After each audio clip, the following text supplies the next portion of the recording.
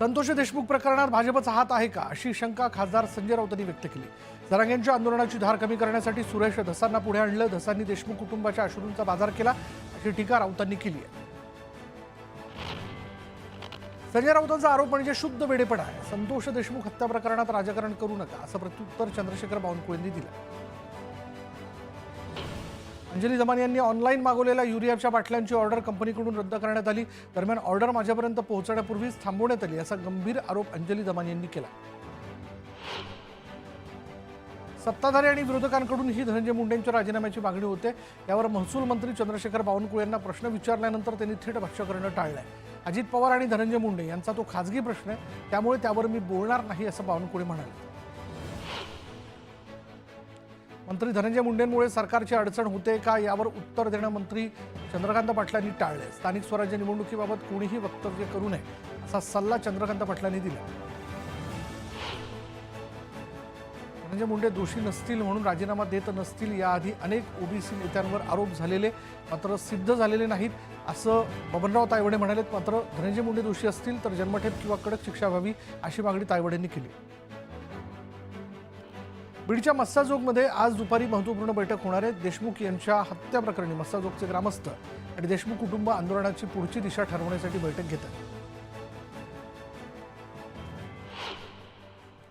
आणि एक breaking news अशी की भाजप सरचिटणीस विनोद तावडेंच्या कार्यालयात बैठक सुरू आहे। दिल्ली सरकारच्या शपथविधी कार्यक्रमाच्या पार्श्वभूमीवर ही बैठक सुरू असल्याचं कळतंय। भाजपचे अनेक पदाधिकारी यावेळी उपस्थित असल्याचंही कळतंय। वीरेंद्र सचदेवाही या बैठकीला उपस्थित आहेत।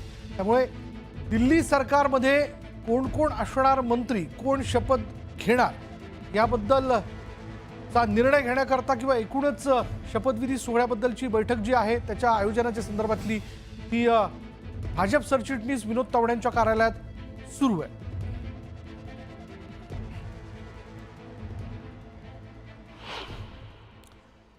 तर शिवसेनेच्या ऑपरेशन टायगरची ठाकरे गटानं धास्ती घेतल्याचं दिसून येते। ठाकरे गटाच्या सर्व आमदारांची 20 फेब्रुवारीला तर खासदारांची 25 फेब्रुवारीला मातोश्रीवर बैठक बोलावण्यात आली आहे। या बैठकीत पक्षप्रमुख उद्धव ठाकरे मार्गदर्शन करणार आहेत।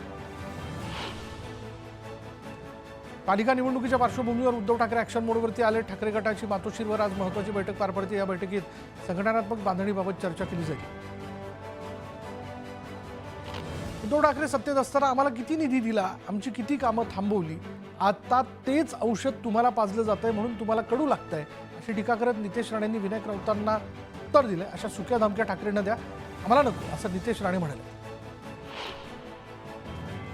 संजय राऊतांच्या काँग्रेसवरील टीकेचा काँग्रेसचे प्रदेशाध्यक्ष हर्षवर्धन सपकाळ यांनी समाचार घेतला। राऊत सोयीनुसार विधानं करतात, जर ते निवडून आले असते तर माझ्या एकट्यामुळे निवडून आलो अशा वल्गना देखील त्यांनी केल्या असत्या असा टोला सपकाळांनी लगावला। शिवसेना फोडण्यासाठी दबावतंत्राचा वापर होतोय, पैशाचा आमिष दाखवलं जात आहे असा आरोप खासदार संजय देशमुखांनी केला। राज्यात उद्धव ठाकरेंनी शिवसेना वाढवली, पक्ष संघटना मोठी केली असंही संजय देशमुख म्हणाले। रायगडच्या पालकमंत्रीपदावरून सुनील तटकरेंनी जाहीर भाषणात मंत्री भरत गोगावलेंना कोपरखळ्या लगावलेल्या आहेत। पंचांनी दिलेला निर्णय काहींना पटत नसतो, मात्र नंतर लक्षात येतं की आरडाओरडा करणाऱ्यापेक्षा निर्णय देणारा पंच योग्य असतो असा मिश्किल टोला तटकरेंनी लगावला। नाशिक आणि रायगडचा पालकमंत्रीपदाचा प्रश्न सरकारने त्वरित सोडवणं गरजेचं आहे। मुख्यमंत्री आणि उपमुख्यमंत्र्यांनी याकडे लक्ष दिलं पाहिजे असं आमदार महेंद्र दळवींनी म्हटलंय। येत्या सोमवारपर्यंत भरत गोगावले पालकमंत्री होतील असा विश्वास दळवींनी व्यक्त केला। ग्रामविकास मंत्री जयकुमार गोरे यांनी रामराजे नाईक निंबाळकरांवर टीका केली। मला राजकारणातून संपवण्याचा प्रयत्न ज्यांनी सातत्याने केला आज ते स्वतः संपलेले आहेत असं जयकुमार म्हणाले। आजवर राजापूरचा आमदार जसा जिंकून आणला तसाच पुन्हा भविष्यात आणून देणार असं वक्तव्य उभाटाचे नेते विनायक राऊतांनी केलं। भाजपचा सक्रिय सदस्य आणि सक्रिय सदस्यांची नोंदणी करणाऱ्यांनाच यापुढे संघटनेत आणि निवडणुकीमध्ये संधी मिळेल। कोण कोणाच्या जवळचा असला तरी सदस्य नसल्यास तिकीट मागण्याची ही संधी मिळणार नाही अशी तंबी प्रदेशाध्यक्ष चंद्रशेखर बावनकुळे यांनी भाजप कार्यकर्त्यांना दिली। भारतीय जनता पक्षाचं स्फूर्तिगीत तयार करण्यात आलंय। मंत्री रवींद्र चव्हाणांच्या संकल्पनेतून गीताची निर्मिती करण्यात आली। लव जिहाद प्रकरण सरकारनं अत्यंत गांभीर्याने घेतलं आणि हा कायदा येत्या अधिवेशनातच अस्तित्वात येईल असं मंत्री संजय शिरसाट यांनी सांगितलं। गेल्या 4 ते 5 वर्षात लव जिहादची 1.25 लाख प्रकरणं महाराष्ट्रात घडली असल्याची माहिती त्यांनी दिली। राज्यामध्ये लव जिहाद विरोधात सक्षम कायदा आणला जातोय आणि यासाठी राज्य सरकारचं अभिनंदन आणि स्वागत करतो अशी प्रतिक्रिया माजी खासदार सुजय विखेंनी दिली आहे. भाजप सदस्य नोंदणी सोलापूर शहर मध्य मतदारसंघ शहरात प्रथम तर पुणे विभागात चौथ्या स्थानी आहे. याबद्दल भाजप प्रदेशाध्यक्ष चंद्रशेखर बावनकुळे यांनी आमदार देवेंद्र कोठे यांचं विशेष अभिनंदन केलं. साईंच्या शिर्डीत भाविकांची लूट थांबत नाहीये. साई दर्शनासाठी आलेल्या युनायटेड किंगडममधील भाविकांची शिर्डीत फसवणूक झाली. भाविकांना 500 रुपयांचं सामान 4000 विकण्यात आलं. या प्रकरणी 4 ताब्यात घेण्यात आलं. नाशिक शहरात बुरट्या चोरट्यांनी नुसता धुमाकूळ घातलाय. दुकानाच्या छताची कौलं तोडून ब्रँडेड दारूची चोरी करण्यात आली आणि यावेळी दारूसह 32,000ची रोकडही लंपास करण्यात आली. या प्रकरणी अज्ञात चोरट्यांविरोधात पोलिसांनी गुन्हा दाखल केला. शिरूर तालुक्यातील नावरे इथे प्लास्टिकच्या दुकानाला भीषण आग लागली आणि या आगीत संपूर्ण दुकान जळून खाक झाले. आगीचं कारण अद्यापही अस्पष्ट आहे. पुण्याच्या हडपसरमधील सोसायटीमध्ये एका महिलेने घरात 350 मांजरी पाळल्या होत्या आणि 303 BHK फ्लॅटमध्ये इतक्या मोठ्या संख्येनं मांजरी ठेवल्यामुळे दुर्गंधी, आवाज आणि स्वच्छतेच्या समस्यांनी रहिवासी हैराण झाले. रहिवाशांच्या तक्रारीनंतर पालिका प्रशासनाने महिलेवर कारवाईसाठी नोटीस बजावली. पुण्यातील महिलेच्या घरात 350 मांजरी असल्याची तक्रार केल्यानंतर आरोग्य अधिकाऱ्यांनी पाहणी केली. यावेळी मांजरीच्या दुर्गंधीमुळे आरोग्य अधिकाऱ्याला घरात चक्कर आली. भिवंडी शहरात मोठ्या वाहनांना बंदी घालण्यासाठी लोखंडी हाईट बॅरिकेटिंग लावण्यात आलेले आहेत. मात्र अज्ञात वाहनाच्या धडकेत हे बॅरिकेटर कोसळले. बॅरिकेड्सची माहिती चालकांना व्हावी यासाठी कोणतंही बोर्ड आणि रिफ्लेक्टर न लावल्यानं अपघात झाल्याचा आरोप करण्यात येतो. छत्रपती संभाजीनगरमध्ये एका दुचाकी चालक महिलेची मुजोरी समोर आली. कार चालकाला भर रस्त्यात मारहाण करत अर्वाच्य भाषेत शिवीगाळ करण्यात आली.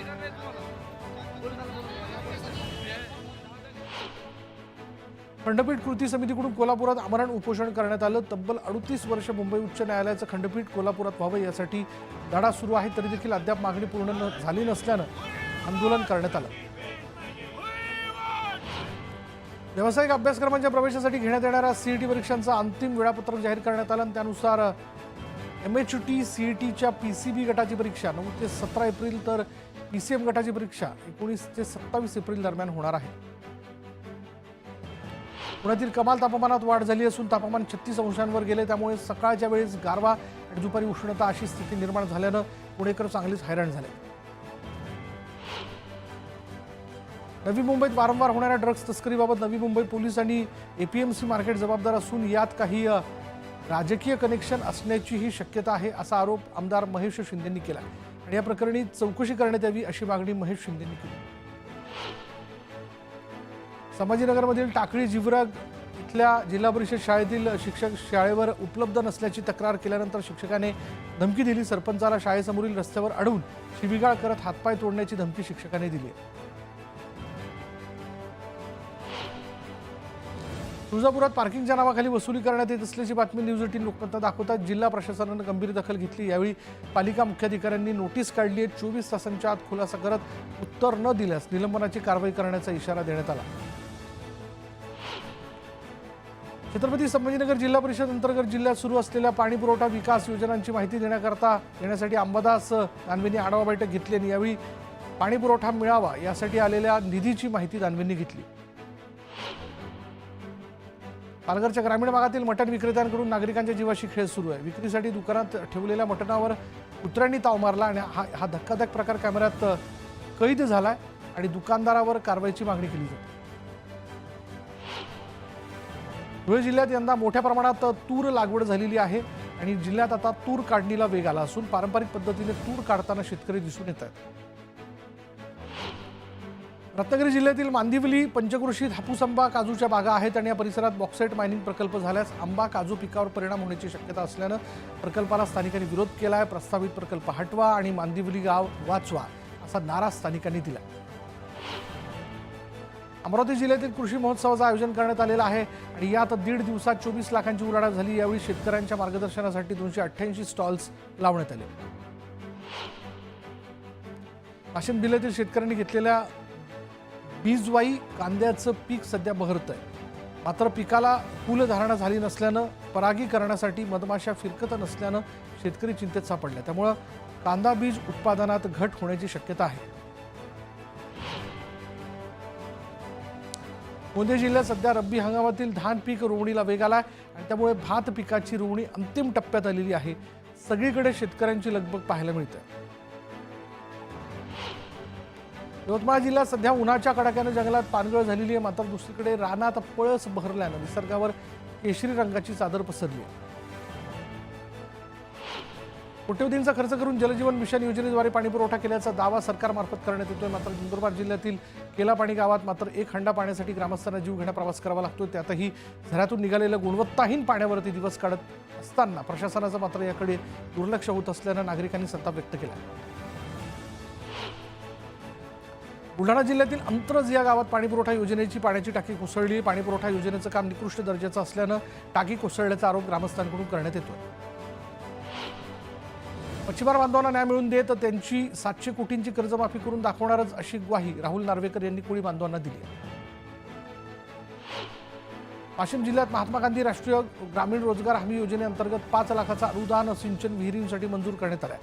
मात्र अद्यापही शेतकऱ्यांना याचा लाभ मिळालेला नाही. त्यामुळे शेतकऱ्यांमध्ये तीव्र नाराजी पसरली आहे. वर्ध्यात पालकमंत्री पंकज भुजबळ यांनी बचत गटाच्या मेळ्यात जेवणावर ताव मारला. वर्धिनी मिनी सरस महोत्सवात सहभागी होत पंकज भोयर यांनी महिलांच्या अडचणी समजून घेतल्या.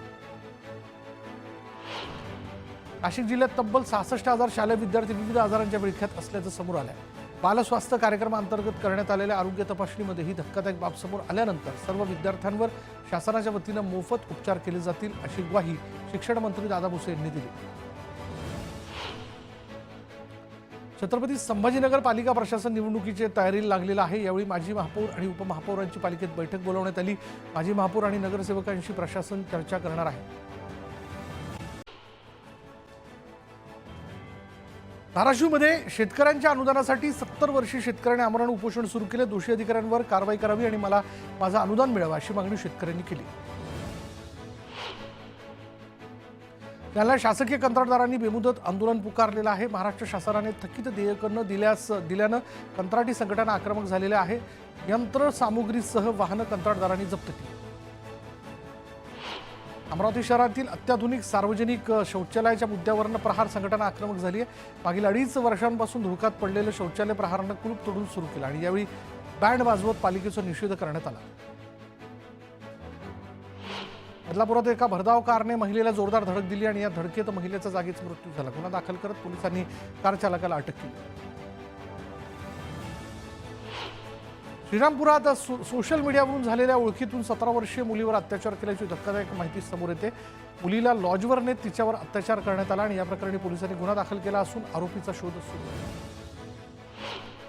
जळगाव जिल्ह्यातील नांदरा आणि पिलखेड गावाजवळील गिरणा नदी पात्रातील वाळू ठेक्यासंदर्भात जिल्हाधिकारी कार्यालयात सुनावणी पार पडली आणि यावेळी गावकऱ्यांचा विरोध कायम आहे. दौंड तालुक्यात चोरट्यांनी अक्षरशः धुमाकूळ घातला आणि यवत आणि चौफुल्यामधील जवळपास 9 दुकानांमध्ये चोरट्यांनी एकाच रात्रीत चोरी केलेली आहे. यावेळी एका मेडिकलमधील चोरीचं सीसीटीव्ही पोलिसांच्या हाती लागलेलं असून पोलिसांकडून तपास सुरू आहे. परभणीत भावाला परीक्षेला सोडून घरी जात असताना 16 वर्षीय मुलाचा अपघातात मृत्यू झाला. बस स्थानकाजवळ उभा असताना 4 चाकी वाहनाने त्याला जोरदार धडक दिली. वाहनाच्या धडकेत त्याचा मृत्यू झाला. देवरुडमध्ये झालेल्या गोळीबारातील 2 आरोपींना अटक करण्यात आली. गोळीबारात एकाचा मृत्यू तर 1 जण जखमी झालेला. वाशिमच्या पाटणी चौक परिसरात फळ विक्रेता आणि ग्राहकांमध्ये वाद झाल्याने यावेळी फळ विक्रेत्या तरुणाने ग्राहकावर चाकू उगारत धमकी देत धिंगाणा घालून दहशत पसरवली. बेळगावच्या कांचननगर परिसरातील उज्ज्वल चौकात जुन्या वादातून तरुणाला शिवीगाळ करत मारहाण करण्यात आली आणि या प्रकरणी शनीपेठ पोलीस ठाण्यामध्ये गुन्हा दाखल करण्यात आला.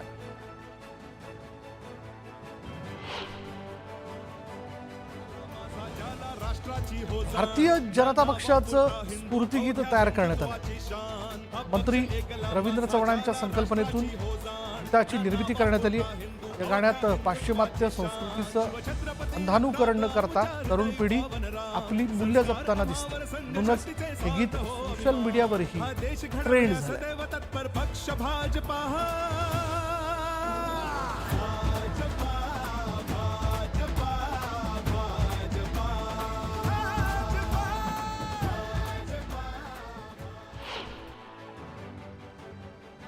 शिवजयंतीनिमित्त जुन्नरमध्ये शिवजयंती महोत्सवाचं आयोजन करण्यात आलं। यावेळी 2 दिवसीय भव्य बैलगाडा शर्यतींना उत्साहात सुरुवात झाली आणि या शर्यती पाहण्यासाठी बैलगाडा शौकीनांनी मोठ्या प्रमाणात गर्दी केली। किल्ले शिवनेरीवर शिवजन्म सोहळ्याची जय्यत तयारी करण्यात आली। शिवजयंतीच्या निमित्तानं जुन्नरमध्ये महिला बचत गटाचं प्रदर्शन, बैलगाडा स्पर्धा आदी मनोरंजनात्मक कार्यक्रम पार पडणार आहेत। बीडच्या चुमळी गावातील सरपंच आणि ग्रामस्थांनी अजब मागणी केली आहे। छत्रपती शिवाजी महाराजांची जयंती साजरी करायची असल्यास बॉन्ड तयार करावा अशी मागणी जी आहे ती शिवप्रेमींनी केल्यानं शिवप्रेमींनी संताप व्यक्त केला। राज्य शिवजयंतीचा उत्साह पाहायला मिळतोय। शिवजयंती अवघ्या 2 दिवसांवर आल्यामुळे ठिकठिकाणी रस्त्यांवर झेंड्याची दुकानं सजलेली पाहायला मिळतात। दुबईमध्ये मोठ्या उत्साहात शिवजयंतीचा उत्साह पाहायला मिळाला। रक्षक प्रतिष्ठान आणि प्रथा UAE यांच्या वतीनं शिवसृष्टी 2025चं आयोजन करण्यात आलं आणि यात शिवविचारांचं प्रदर्शन, ढोल ताशांच्या गजरात मानवंदना देण्यात आली। सोलापुरात छत्रपती शिवाजी महाराजांची जयंती वेगवेगळ्या उपक्रमांनी साजरी होते आणि जयंतीनिमित्तानं महिलांनी कमळावर शिवरायांची प्रतिमा साकारली। माझ्या पसंतीचं सिडकोचं घर या गृहनिर्माण योजनेची संगणकीय सोडत बुधवारी काढण्यात येणार आहे। शनिवारी 26,000 घरांसाठी सोडत काढण्यात येणार होती आणि या सोडतीचे संदेश प्रत्येक अर्जदाराला त्याच्या मोबाईलवर पाठवले होते। मात्र शनिवारी मध्यरात्री सिडकोने सर्व अर्जदारांना ऑनलाईन मेसेज पाठवून सोडतीची तारीख पुढे ढकलल्याची माहिती दिली।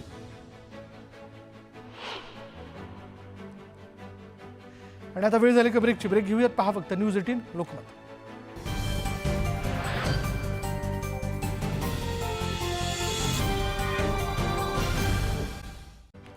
RRB मिनिस्टेरियल आणि आयसोलेटेड भरती 2025 साठी अर्ज करण्याची शेवटची तारीख 17 फेब्रुवारी आहे आणि रेल्वेत नोकरी करण्याचं स्वप्न बघणाऱ्या तरुणांसाठी शेवटची संधी आहे। जे उमेदवार या पदांसाठी अर्ज करू इच्छितात ते संबंधित RRBच्या अधिकृत वेबसाईटवर जाऊन थेट लिंकद्वारे अर्ज करू शकतात।